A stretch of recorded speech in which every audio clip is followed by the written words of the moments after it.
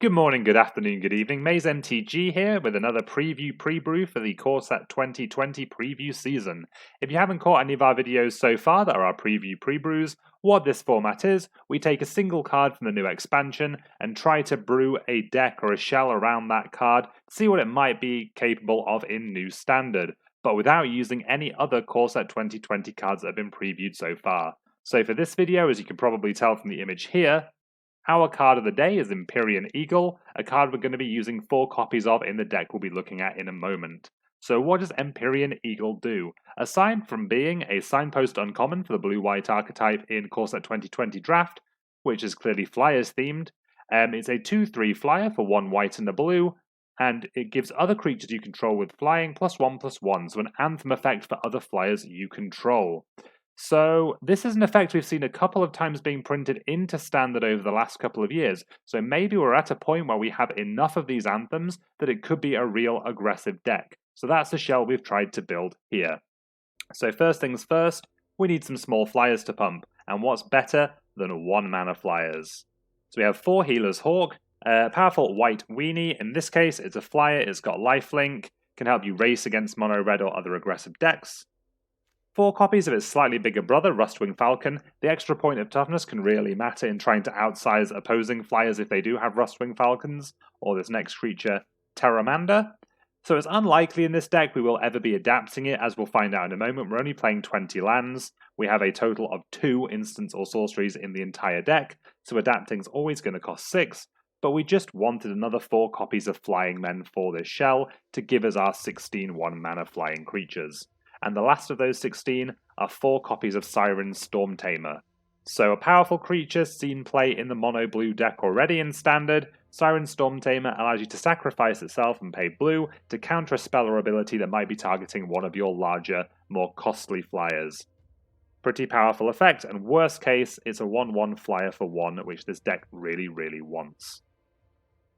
We have 4 copies of Favorable Winds, which is an enchantment, which has a similar line of text to the Empyrean Eagle, but in this case, all of our flyers get +1/+1. Because it's an enchantment, it doesn't have to worry about buffing itself. Again, we've now got 8 copies of this effect between Eagle and Favorable Winds. What else do we have at 2? 4 copies of Remorseful Cleric, so it's a 2/1 flyer for 2.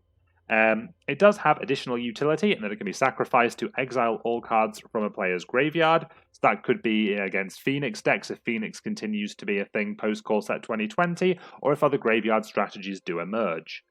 Also, just bear in mind Remorseful Cleric's creature type as we come to the next card. Supreme Phantom, another flying spirit. So a 1/3 flyer that benefits from the buffs of Favorable Winds and the Empyrean Eagle itself, but also Supreme Phantom reads that other spirits you control get +1/+1. So that buffs the Remorseful Cleric, just with the card text. And what else happens to be a spirit? Oh, Empyrean Eagle itself is also a spirit, receives a buff from Supreme Phantom. So again, we're just starting to get overlapping anthems.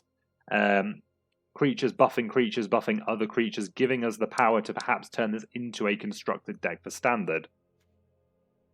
What do we want then to go alongside Empyrean Eagle in our 3-drop slot? What can we think of? Well, with this many anthems, this many small, potentially flexible creatures like Remorseful Cleric, like Siren Storm Tamer, like Supreme Phantom, why not just have your choice of the best creatures you already have? 4 copies of Mirror Image rounds out the bulk of the curve alongside Empyrean Eagle in the 3-drop slot. So if you do already have a Supreme Phantom or an Empyrean Eagle in play, the image just duplicates that, giving you another anthem effect, giving you another large body. If what you really need is another Siren Storm Tamer, it's there for you. It's just a very flexible card to be playing in the deck. The remaining 4 non-land slots in the deck I think are quite flexible. While I like the shell up to this point, these were the 4 cards I struggled the most with. What I settled on was 1 copy of Warkite Marauder. I like, again, the added utility is your 2/1 flyer for 2 mana. It's kind of a Goblin Piker in the sky, but being able to have a defending creature lose all the abilities that it has, pretty powerful effect. Again, you can copy it with Mirror Image if you need more. I considered playing Tomic in this slot, but white could be hard for the mana base to achieve, and I don't know how concerned about Nissa the deck is actually. We've got one copy of Conclave Tribunal, the staple removal spell from the mono-white splash red-blue lists that have been running around standard. We may want more depending what permanents we might want to get out of the way, but again, most of our deck has evasion, so we're not too worried about opposing creatures getting in the way of our attacks. It's more problematic planeswalkers or the odd flyer the opponent does have, like a Hydroid Krasis that we want to put in a box. So it may be that you want to play more than one copy of Tribunal, but again, we won't really know until we see the metagame post-Core Set 2020, and we'll have some other cards to likely put in the deck by then as well. The last two cards, 2 copies of Rally of Wings. I thought about just having this entire column be 4 copies of this card. You get to untap all creatures you control. Who cares? Creatures you control with flying get +2/+2 until end of turn. So this is a very undercosted instant speed overrun in this deck, which is an undeniably powerful effect. The only reason I didn't immediately load upon 4 copies, it's not a permanent anthem, it's kind of a one and done kind of thing. But maybe the deck is just all in aggressive enough that this column just wants to be 4 Rally of Wings, and you just push through for that damage to finish the game as soon as possible with your army of anthems. The 20 lands for the deck, you've got 4 Hallowed Fountain, 4 Glacial Fortress, and basics make up the rest of the deck.